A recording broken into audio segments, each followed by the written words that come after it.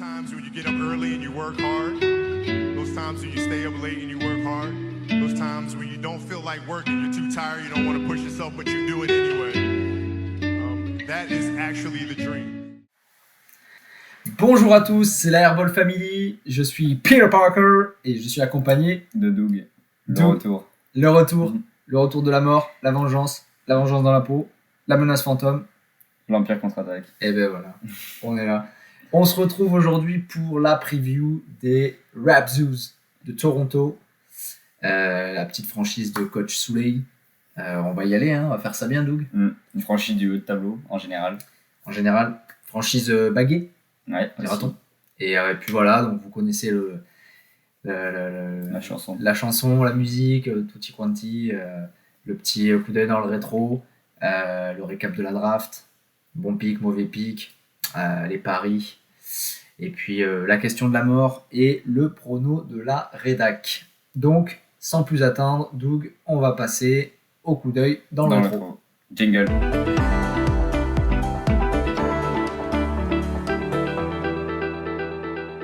Le coup d'œil dans le rétro pour la franchise de Toronto, des Raptors de Toronto. Alors Doug, qu'est-ce qui s'est passé l'année dernière, sachant que c'était l'année de la confirmation après titre surprise dès la première année, année rookie, ça a été au-dessus de toutes les attentes.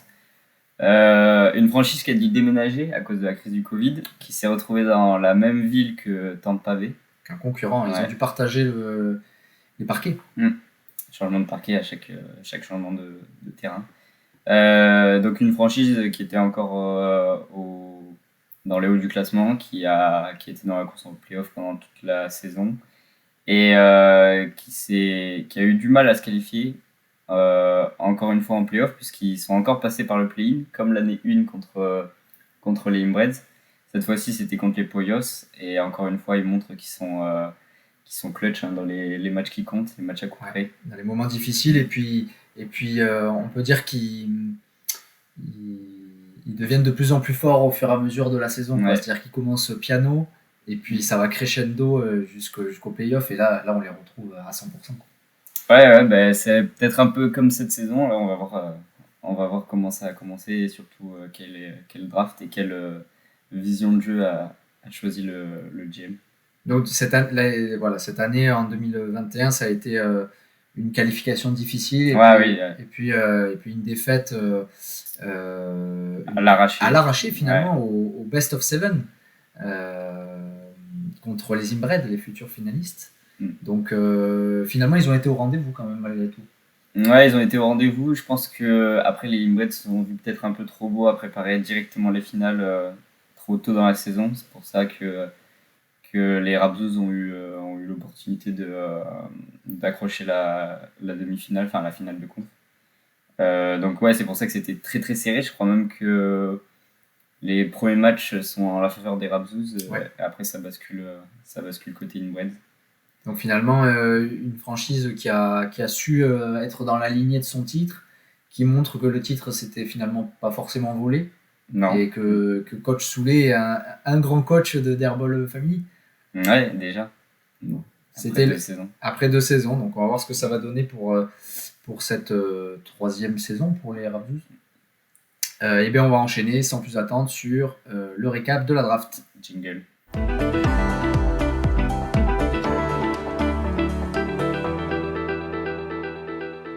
Le récap de la draft des Raptors de Toronto. Et c'est bien la première prise sur ce récap. On ne s'est absolument pas trompé. La draft de cette année n'est absolument pas la même que celle de l'année dernière. Donc on va pas se tromper, on va faire ça bien. On pourrait s'y méprendre. Oui, ça ne nous est pas arrivé, on vous le promet. Donc on va analyser ça de près, et la franchise piquée en 6e position. Et le premier pick s'est porté sur un triple bagué, Damian Lillard, qui a déjà été bagué avec cette franchise. Entre-temps, il a fait l'aller-retour chez les Wise Guys, donc alternance entre les deux franchises pour joueurs. C'était sûr qu'il allait être pris au premier tour, donc forcément, c'est le coach Souley qui l'a récupéré. On voit que le début de saison est pas top, mais bon, je pense que c'était obligé de le prendre first round, donc faut attendre un peu. Portland, c'est compliqué cette année. Je pense qu'il y a peut-être une fracture à la fin de la saison. Ouais, après, c'est le talisman, donc Ouais, c'est difficile de pas le prendre alors qu'on sait qu'on gagne derrière. Sixième, je trouve qu'on est allé chatouiller quand même très très haut. Mais bon, c'est un mec qui est toujours hyper régulier, qui est toujours au top. Et malheureusement, c'est pas vraiment le cas. Ouais. Sur ce début de saison, il y a peut-être une petite blessure aux abdominaux qui peut le desservir. Donc ça paraissait un pic sûr et finalement, c'est pas si sûr que ça. Mm. Quoi. Après, on sait que plus la saison avance, meilleur il est, surtout quand il faut aller chercher les places en playoff. Donc, ouais, cette saison, enfin le début de saison, de toute façon, des Raptors est un peu compliqué, on va voir pourquoi, mais je dirais qu'il reste un peu de temps pour mettre la machine en route. Ouais, non, mais ça se comprend. Un choix compréhensible et puis bon, assumé, hein, je pense. On enchaîne deuxième pick pour la franchise en 11e position, Zion Williamson, qui Ouais, revient dans la franchise. qui re-signe. Il avait fait une très bonne saison l'année dernière, je crois il fait top 10, hein, Ouais. un truc du genre. Il avait été drafté en 21e position l'année dernière. Cette fois, c'est 10 places de mieux. On s'attendait à la même saison que l'année dernière. Malheureusement, ça se passe pas comme prévu. Un off-season blessé, opéré du pied. Il s'est pas encore très bien rétabli. Il a pris du poids, donc là, la période de convalescence est assez longue. On attend de le voir fouler les parquets. Ouais, il a toujours pas joué un match en airball. Enfin, cette saison en tout cas. Donc l'absence de Zion et le début de saison de Lillard est pas de bon augure pour l'instant. Mais bon, ils ont quand même réussi à prendre un match.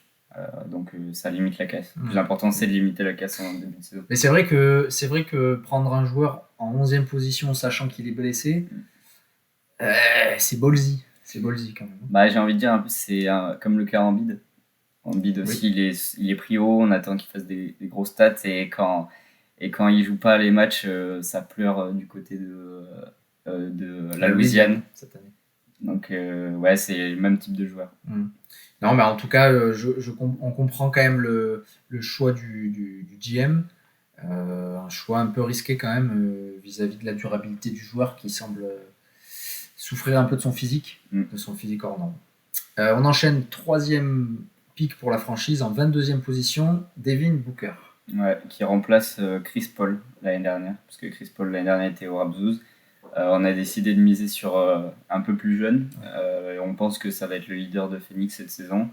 Pareil avec les joueurs de Phoenix, c'est un off-season très court. Booker en plus a joué les JO. Donc début de saison peut-être en dedans, à voir s'il arrive à mettre des gros cartons. Parce que je pense que c'est plus un joueur de playoff. C'est un joueur qui arrive à mettre des gros cartons en playoff. Et peut-être qui est plus collectif, je dirais, ou qui délaisse plus la balle en saison régulière. Donc c'est peut-être pour ça qu'il n'est pas aussi haut qu'on l'attendait. Ouais. Un joueur très apprécié du coach. Il est 22e, c'est une belle marque de confiance. Ça peut être un petit peu haut. Il va falloir qu'il prenne plus de responsabilités cette année et qu'il laisse un peu moins le soin à Chris Paul de mener toutes les attaques. Mais un choix qui peut se révéler payant. On enchaîne en 4e place. Surtout qu'il est champion airball avec les Raptors. Oui, en 2020, on s'en rappelle. Il avait fait une fin de saison extraordinaire. La bubble incroyable. Ouais, exactement. On enchaîne en 4e pick, 27e position, DeAndre Ayton. Ouais, un retour encore dans l'équipe. Il avait été pris très haut l'année dernière parce qu'il avait fait, il y a 2 ans, il avait fait une très très bonne saison, un peu moins l'année dernière. Cette année, je pense qu'il est aux alentours de la 27e, 30e place. Donc c'est pas mal, on retente le coup Ayton. En plus, avec le duo avec Booker, ça peut être plutôt pas mal. L'année dernière, ça marchait bien avec Chris Paul. À voir si Booker a les mêmes qualités de passe pour Ayton dans cette franchise. On verra. En tout cas, Ayton, c'est vrai que c'est un joueur qui des fois semble peu concerné par les attaques d'une équipe, sachant qu'il n'a pas été reprolongé pour le moment par Phoenix. On espère qu'il va s'impliquer dans les schémas de jeu, parce que des fois on le trouve un petit peu en dedans, mais quand il joue, c'est un double-double assuré et puis ça peut faire très mal. Donc un pari, je pense, intéressant aux alentours de la 30e position, ça me semble pas mal. 5e pick de la franchise en 38e position, ce qui semble à peu près correct, DeMar DeRozan. Ouais. Une nouvelle signature. Alors, on n'est pas sûr, mais peut-être qu'il a été tradé l'année dernière en fin de saison, on ne se rappelle plus très bien. Dites-nous dans les commentaires le trade qu'il y a eu DeRozan, est-ce qu'il était bien chez les Raptors ou est-ce qu'il a été tradé chez les Raptors? En tout cas, on sait qu'il est passé par la franchise l'année dernière. Il a été drafté par les Raptors, mais il a peut-être été tradé vers les Inbreds. Ouais, c'est ça. Donc ça, dites-nous dans les coms. Donc DeRozan qui a glissé par rapport à l'année dernière dans la draft. Normal, changement de franchise dans une franchise beaucoup plus collective où il y a beaucoup plus de talent. Ouais. Donc on pensait que peut-être ses stats diminueraient, mais là il fait un très bon début de saison avec des pourcentages comme à son habitude, voire encore mieux. Donc pour le moment, il a un peu glissé dans ce classement, mais en tout cas il est bien top 38 facile sur ce début de saison. Et il a glissé parce qu'il y avait des interrogations, et c'est vrai que même en 38e position, il n'y a pas une rentabilité assurée derrière. Tu vois ce que je veux dire? Il y avait Vucevic, Lavine et DeRozan, ça fait beaucoup de bouche à nourrir. Mais bon, le GM a pris le pari qui pour le moment s'avère payant, il n'y a aucun problème. Donc, à voir si ça continue. Mais bon, il y avait une prise de risque quand même, je trouve, sur ce pic à ce niveau. Et donc, en 6e pick pour la franchise, c'était en 43e position et ils ont choisi Jarrett Allen de Cleveland. Jarrett Allen, passé par les ex-camarades, qui, comme on le dit souvent à Cleveland, il y a beaucoup de pivots et de grands dans la raquette, donc au niveau rotation, on n'était pas sûr en début de saison, c'était que des expectatives. Donc avec Mobley, apparemment, ça se passe plutôt bien. Enfin, en tout cas, je sais que Mobley a fait un bon début de saison. Toi, qu'est-ce que tu sais sur Allen? Ce que je sais sur Allen, c'est qu'il fait une saison de porc. De base, donc moi je l'avais à peu près entre la 40e et la 50e place sur le big board. Je l'avais déjà à cette place-là l'année dernière, mais il n'avait pas du tout été à ce niveau-là. Par contre, c'est vrai que quand il a été pris par Souley, je me suis dit, ouais, c'est pris assez haut, mais il peut carrément tuer le game. Et il est en train de le tuer largement, malgré un peu la compétition qu'il y a en front de courte. Il faut dire que Love et Markkanen sont out pour différentes raisons. Je sais pas si c'est le protocole Covid ou quoi, mais du coup il joue tous les matchs et il joue beaucoup, et le mec il est à 15 de moyenne en termes de rebond. Il met ses 10-15 pions à côté, donc il est en train de tout niquer. Donc shout out to Souley pour l'avoir sélectionné là. Gros pic, moi je trouve, gros pic. 7e pick aussi pour la franchise, on enchaîne. 54e position, Anthony Edwards, qui avait fait beaucoup parler en airball en fin de saison dernière, qui s'était montré très entreprenant à Minnesota, parce que c'est lui qui jouait tous les ballons. Russell était blessé. Minnesota Marshmallows, tu veux dire ou... Ouais, mais même chez les Marshmallows, il était dans... En tout cas, à Minnesota, il régnait, donc il était vraiment très prometteur pour cette saison. Là, c'est pas étonnant de le voir pique aussi haut. Il faut qu'il soit régulier. Il prend beaucoup de shoots, environ 20-22 par match, d'après Baptiste, qui le suit pas mal. Donc, en plus, il a fait une nuit de porc cette nuit, donc il est bien. Il faut qu'il tienne son statut de leader. Ouais, un bon pic, moi je trouve aussi, encore une fois, aux alentours de la 50e place, même un petit peu après, pour un joueur qui a fini l'année en boulet de canon la saison dernière et qui rattaque sur à peu près le même niveau. Donc, un excellent pic pour ma part. Ensuite, 8e pic pour la franchise, en 59e position, Isaiah Stewart. Isaiah Stewart qui a été cut, qui a été récupéré par les Inbreds, ouais, parce qu'il kiffe Détroit. Toujours à l'affût.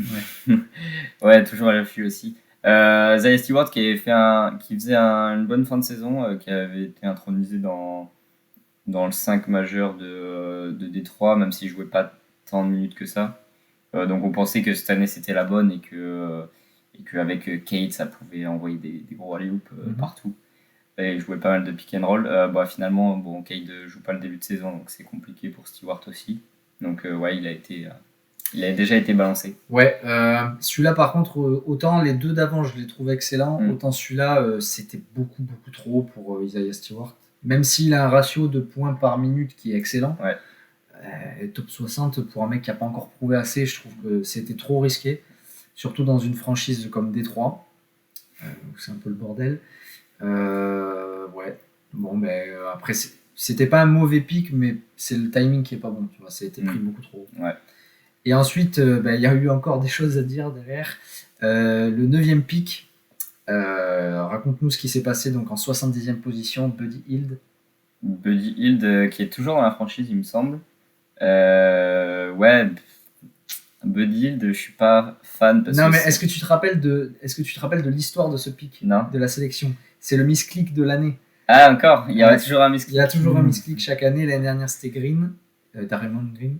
Et cette année, c'est Buddy Hield, un choix malencontreux du coach. Enfin, voilà, peut-être qu'il nous expliquera. Et en fait, il ne voulait pas le sélectionner et il a été pris un peu automatiquement. En général, le misclick au début, sur le début de saison, on le regrette. Après, Draymond Green n'a pas trop été regretté sur la deuxième partie. On a même été le chercher. Ouais. Là, Buddy Hield, en plus, il commence à y avoir pas mal de monde qui pousse à Sacramento pour avoir du temps de jeu.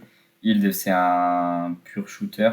Ouais, il va avoir des bonnes soirées, mais aussi des soirées catastrophiques. Donc, ouais, c'est un peu dommage. C'est un peu dommage le misclick. Sur le moment, ça sentait le pic foiré, voilà, un pic poubelle.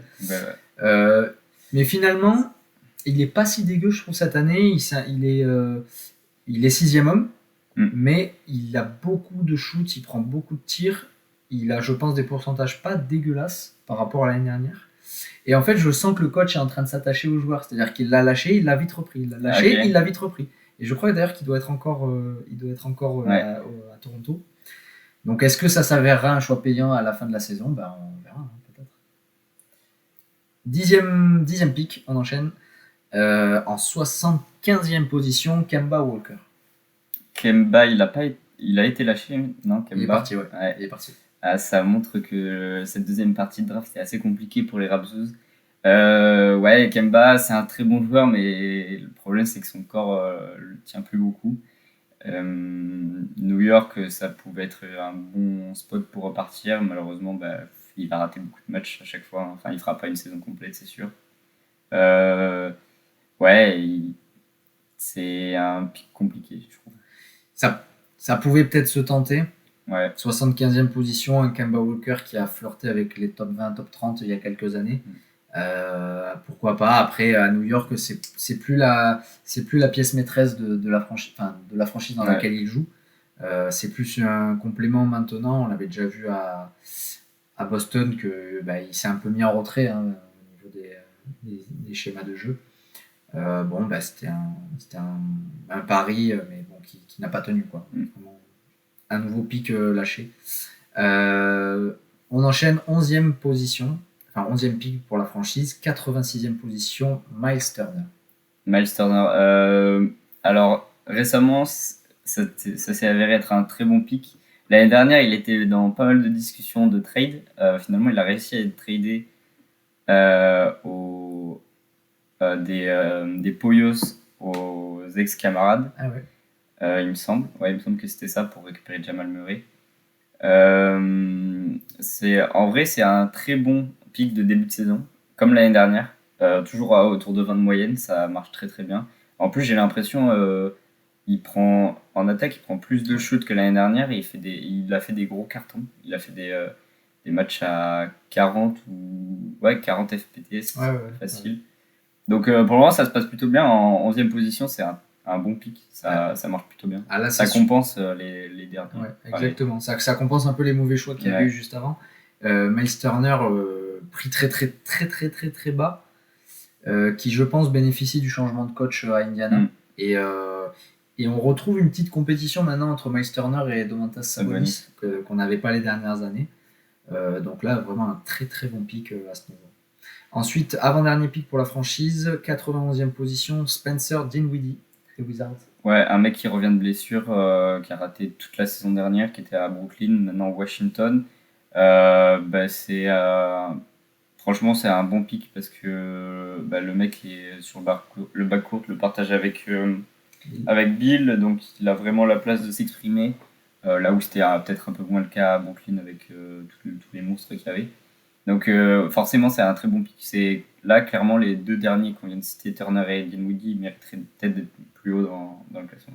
Ouais, Dinwiddie, surtout pris en 91e position, ça peut être que du bonus, Ouais. donc un pick très intelligent, très pertinent à ce moment-là. Et enfin, 13e pick pour la franchise, en 102e position, Lauri Markkanen de Cleveland. Ouais, il y a beaucoup d'espoir sur ce joueur, mais ça se concrétise jamais. C'est vrai. Chaque année, on se dit, bon, s'il rate pas trop de matchs, si... Pourtant, c'est un très bon joueur de basket. Il est très talentueux, malheureusement, il a jamais eu la place qu'il espérait dans un roster. Est-ce qu'il est encore chez les Raptors? Non, il a été cut, Il a je été crois. cut. Et puis il est en protocole Covid Ouais. ou Health Protocol, là, donc voilà. Puis il y a du monde à Cleveland, donc Ouais, compliqué. en plus. Compliqué.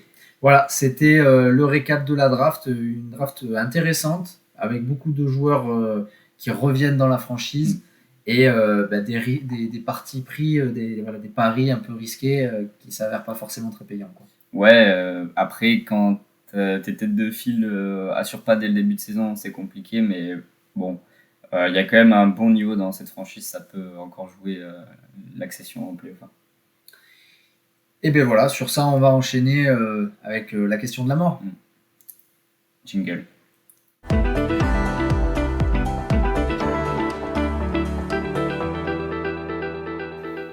La question de la mort. Pregunta de la muerte. Qu'est-ce qui va être le fil conducteur de la franchise des Raptors cette saison? Doug, je te pose la question. C'est comme disait le GM, son équipe c'est un peu un diesel, ça a du mal à démarrer. Le plus important c'est la question Zion. Si Zion est là, ça a un niveau peut-être container, en tout cas playoffable largement, je pense. Malheureusement, les Zion et Lillard commencent pas très bien la saison, donc et ça laisse des matchs en route. Il faut surtout que ça limite la casse en début de saison. Je comprends. Moi, de mon côté, la question de la mort, ça va être est-ce que Lillard va pouvoir aller chercher sa 4e bague? Ouais. Parce que c'est le joueur à 100% de réussite quand même en Airball Family, c'est pas rien. Une fois MVP des finales. Une fois MVP des finales. D'ailleurs, il paraît que la récompense arrive. Promis Soulet, t'inquiète pas, on pense à toi. D'ailleurs, donne-nous ta taille dans les commentaires, c'est important, j'en dis pas plus. Damien Lillard, a priori un peu blessé, qui a toujours ce problème aux abdominaux qui traîne depuis un moment, mais qui s'est un peu aggravé avec l'accumulation de matchs et la off-season un peu courte avec les Jeux Olympiques. Ouais. Je pense que ça peut être compliqué cette saison pour lui, sachant qu'il y a eu le changement de ballon, pour le moment il n'est pas du tout au niveau.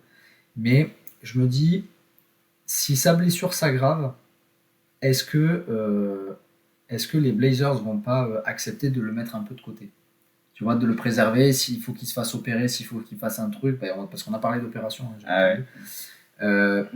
Tu vois, je sais pas où est-ce qu'ils sont actuellement les Blazers, mais si tu peux regarder où est-ce qu'ils sont. Alors attendez, je vais regarder en. Ouais, donc tu vois les Blazers, ils sont actuellement 10e de conférence Ouest. Voilà, donc je me dis, si jamais il y avait une mauvaise saison des Blazers, est-ce que ça remettrait peut-être est-ce que ça remet pas en cause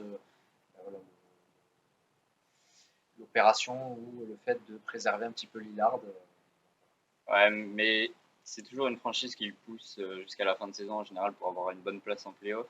Là, s'ils voient que Pour le moment, ils sont dans la course. Donc, ouais, tant qu'ils seront dans la course, ils garderont Lillard, ils le chargeront. Mais forcément, je pense que toute la saison, ils seront dans la course. Donc, soit il y a vraiment une grosse alarme sur Lillard et il sera peut-être un peu écarté s'il est en dedans et que ses problèmes physiques ne sont pas résolus. Mais Sinon, pour moi, Portland, toute la saison, ça joue à la course au playoff, donc ils seront tout le temps à fond. Ils seront tout le temps à fond. Après, à voir si Lillard tient, c'est toute la question cette année. Je pense que Souley n'a pas fini de suer sur le cas Lillard. Voilà, donc ça c'était la question de la mort. Est-ce que tu veux rajouter un petit quelque chose ou on enchaîne? On peut enchaîner. Allez, on enchaîne sur le prono de la rédac. Jingle.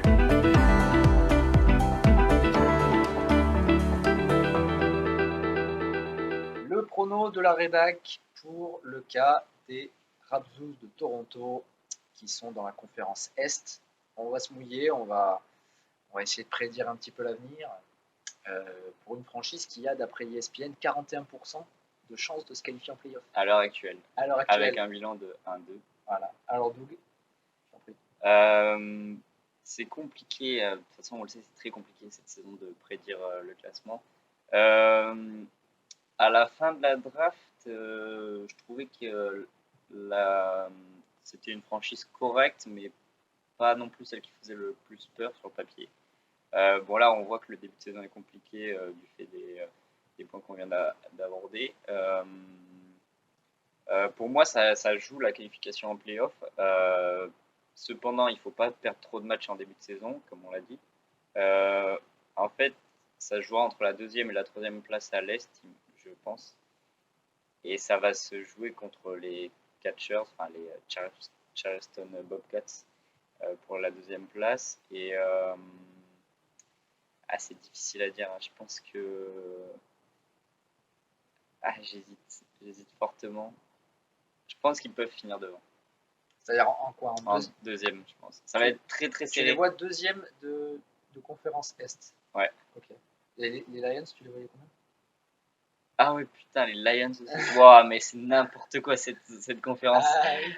Ah là Il y a là. du monde à l'Est. Ah ouais, il y a pas mal de monde. Ah ouais, déjà, comme j'ai dit, je voyais les Lions premier ou deux. Non. Ah non, j'avais mis les Lions 3e. J'avais mis les 3e par manque d'expérience. C'est chaud, du coup 4e, ça voudrait dire que je mettais les Raptors. Ouah, c'est trop dur à prédire. Franchement, waouh. Pour moi, en fait, ça va. Ouais, il y a trois places, enfin 3 équipes pour la 2e place, à mon avis. En vrai, je sais pas, je pense que ça tombe. Ouais, je les mettrais 3e ou 4e, je sais pas. Toi, t'en dis quoi? Moi, d'après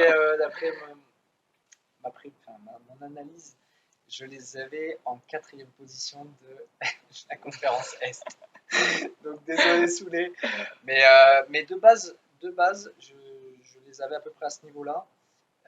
Sachant plus les inquiétudes que j'ai sur Lillard, moi j'émets un gros doute. Je pense que si on avait un Lillard et un Zion à 100%, là ça bataillerait peut-être plutôt pour la 2e place, qualificative du coup pour les playoffs. Mais je pense que ce sera l'année 100 pour les Raptors. Après, ils peuvent nous faire mentir et on sait qu'ils commencent en mode diesel et ça accélère au fur et à mesure. Donc peut-être qu'avec un Zion qui arrive à fond la caisse, qui détruit tout sur son passage, peut-être que ça va carburer en tout cas. J'y crois pas beaucoup. Ouais, c'est compliqué, mais tu vois, on sent que le coach il a confiance dans son organisation. Il y a eu un petit match pas piqué des hannetons contre les Lions, qui s'est soldé par une victoire des Raptors. Donc il y a une petite rivalité là. Donc ouais, à voir. Mais pour ma part, il n'y aura pas de qualification pour les playoffs. Peut-être côté de la consolante pour aller chercher un first pick. Peut-être ça jouera encore un play-in cette saison. Peut-être. Et on attend de le voir en tout cas. Et on aura impatience de voir un petit peu l'outcome de cette saison. Et regarde au niveau attaque, combien ils sont en point fort. Alors au niveau attaque, pour le moment, ils sont 6e. Ouais. 6e sur 8, donc c'est pas foufou. Voilà, c'était la preview des Raptors de Toronto, la franchise de coach Souley. J'espère que vous avez kiffé. Nous, on va enchaîner pour terminer en beauté avec les deux dernières franchises. Et puis, on se donne rendez-vous pour de nouvelles aventures. Doug, tu laisses le mot de la fin? Ouais, une preview très appréciable qui s'est passée sans encombre. Ça a été très intéressant, cette franchise de Souley